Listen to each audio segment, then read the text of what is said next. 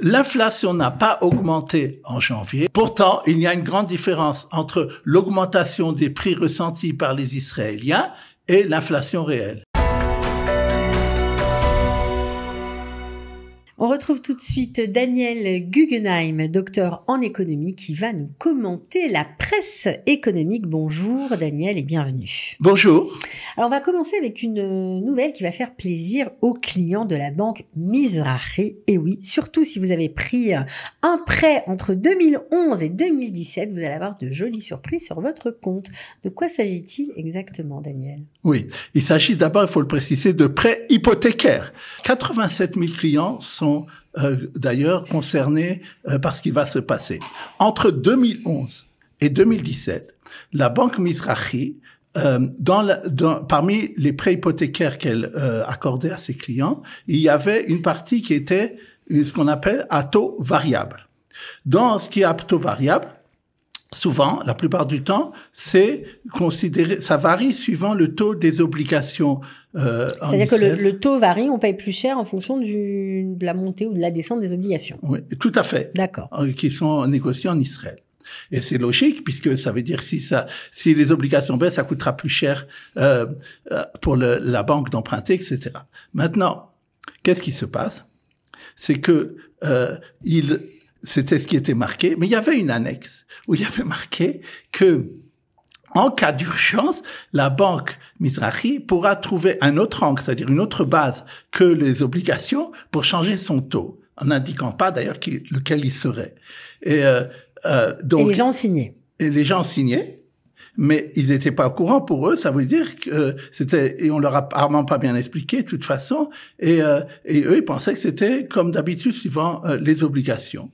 Et puis on n'a pas le droit juridiquement de faire signer quelque chose si on ne connaît pas exactement voilà la chose de quoi on parle, le prix. Enfin, c'est très réglementé dans le droit des contrats, donc j'imagine qu'ils ont dû se faire retoquer. Oui, c'est-à-dire ils ont dit qu'ils avaient eu l'accord tacite de la Banque d'Israël, mais ils ont dit que d'eux-mêmes ils ont arrêté cette annexe parce qu'ils ont vu que c'était effectivement problématique. Et alors il y a eu donc un procès qui a été fait par un monsieur qui s'appelle Schiff. D'ailleurs lui-même va recevoir 400 000 shekels parce qu'il a fait le procès, et son avocat un peu mieux 5 millions de shekels. Donc c'est surtout l'avocat qui va gagner là-dedans, parce qu'il y a eu un grand compromis. Il a été considéré par justement l'avocat et un conseiller un courtier en prêt hypothécaire que pour l'ensemble des clients, il s'agit d'une perte de 180 millions de shekels. C'est énorme.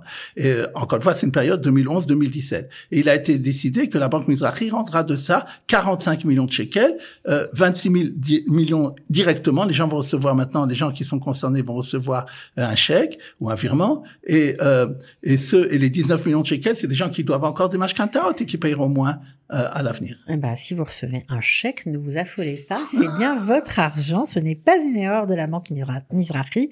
On trouvait que c'était important de vous en rendre compte ce matin. Alors, on va parler tout de suite maintenant d'une question qui nous préoccupe à tous, c'est l'inflation. Alors, Daniel, vous allez nous expliquer pourquoi on nous dit qu'il n'y a pas d'inflation, que c'est formidable, qu'on est revenu en dessous des 3%. D'un côté, et d'un autre côté, on a l'impression que tout est cher, que la vie augmente, etc. Donc, il y a une différence entre la réalité et ce qu'on ressent. Est-ce normal, Daniel? L'Institut statistique a été envahi cette semaine de questions à ce sujet, parce qu'elle a publié les chiffres pour le mois de janvier, il s'agit pour le mois de janvier, où l'inflation a été nulle. 0% pour l'INSEE israélien.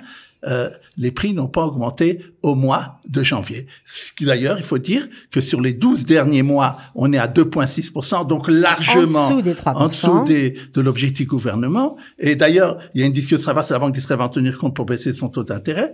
Et d'ailleurs, pour les 12 prochains mois, on parle aussi de la même chose entre 2,5 et 3% maximum. Il y a le problème qu'en janvier prochain, 2025, ça a été voté. On avait parlé une fois, la TVA devrait augmenter. Mais je dis encore une fois, parce que ça compte les 12 prochains mois. Maintenant, pourquoi cette différence? D'abord, disons, si on regarde l'indice, si on analyse, qu'est-ce qui a le plus augmenté? 0,6%, la santé. A baissé beaucoup, l'habillement, 1%. Les fruits et légumes aussi, peut-être ça étonnera les gens, mais encore une fois, c'est par rapport à décembre. Ça nous étonne. Ça a baissé de 0,5%. Et les nouvelles locations, c'est important parce que les gens qui n'avaient pas loué du tout cet appartement et qui donc c'est un nouveau contrat tout à fait, comme j'ai dit. D'habitude, ça augmentait très très fort. Maintenant, c'est 3%, alors qu'on avait des mois où ça augmentait de 7%. Donc, il faut signaler et être content de ça. Et malgré tout ça, on a l'impression quand même que la vie est hyper chère, quoi. Tout à fait. Alors l'INSEE dit d'abord, votre question que vous posez est un phénomène mondial. Les instituts statistiques dans le monde entier, en Amérique et en Europe, constatent qu'il y a une baisse de l'inflation et pourtant la population se plaint que la vie est de plus en plus chère. Alors, quelle est la réponse que tout le monde donne? Et que ici, l'Institut statistique dit la chose suivante. Nous, on fait notre calcul sur 14 000 articles. Et bien entendu, il y a dedans des articles que beaucoup de gens ne vont pas acheter ou consommer pendant des années. Pas les gens ne refont pas leur appartement tous les ans, etc. Il y a des choses qu'on achète. Donc 14 000 articles, c'est un panier général. Ça peut être, je sais pas moi, dedans on peut avoir des pinces à outils, on peut avoir n'importe quoi, ou des choses qu'on n'utilise pas forcément, quoi. Tout à fait. Et donc, ils disent, et ça c'est vrai, que les prix de forte consommation, comme la nourriture et autres, augmentent plus vite. Et d'ailleurs, ils ont augmenté de 0,2% si on regarde notre mois de janvier, alors que c'est l'indice général de 0%. Que l'année dernière, on a parlé qu'on était autour de 3%, alors que si on regarde les produits de grande consommation, on est autour de 5%. Mais c'est comme ça dans tous les pays. D'ailleurs, il faut remarquer que l'inflation en Israël, 2,6, c'est beaucoup mieux que fait l'Amérique qui est au-dessous de 3%, ou l'Europe de façon générale, il faut quand même le noter, et ils ont les mêmes outils.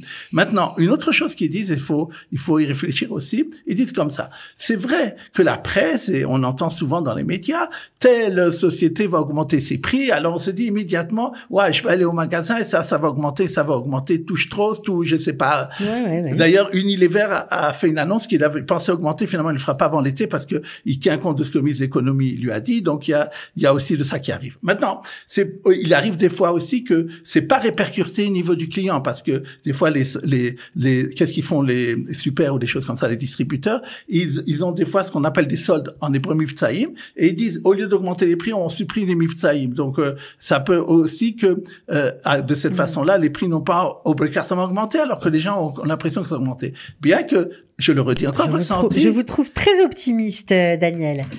Non, c'est-à-dire que c'est un fait, c'est-à-dire l'inflation générale, encore une fois, puisque malheureusement le ressenti est là, quoi.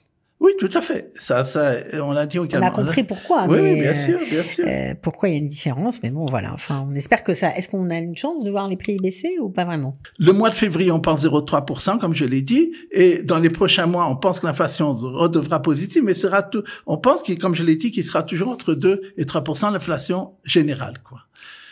Donc peut-être que les prix vont, au moins si ce n'est baissé, stagner. Oui. Il y a une dernière chose que je voudrais dire à ce sujet, c'est l'immobilier. Parce que peut-être, là, les gens vont dire, mais il raconte n'importe quoi chaque fois qu'il dit. Moi, je suis parmi ceux, comme beaucoup d'économistes qui sont dans la presse et spécialisés, qui disent, on pense que les prix de l'immobilier vont continuer à baisser. Or, pour la première fois depuis maintenant 8 mois, au lieu de baisser, les prix de l'immobilier à la vente, je parle maintenant, novembre-décembre, il y a toujours un délai, ont augmenté de 0,7%.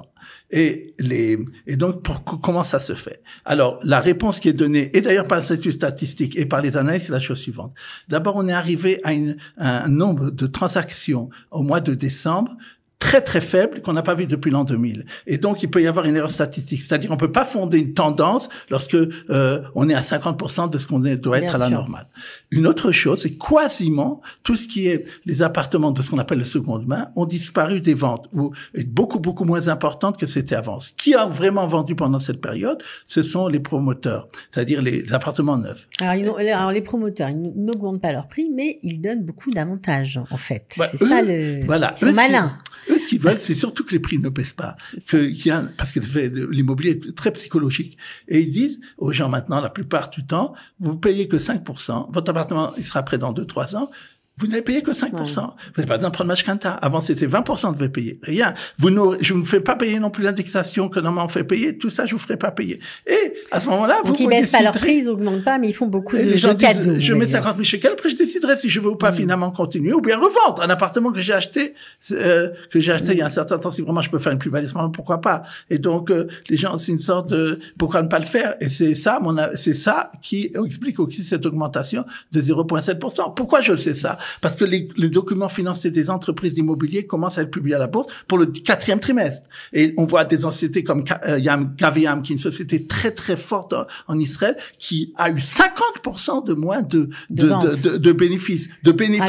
On peut vendre, mais si le bénéfice, et s'il compte, c'est le bénéfice. Et donc, ils vendent, ça veut dire ils vendent beaucoup moins, leur marge est beaucoup plus faible, voire des fois, on me demande si c'est pas du dumping qu'ils font, et pour ne pas craquer.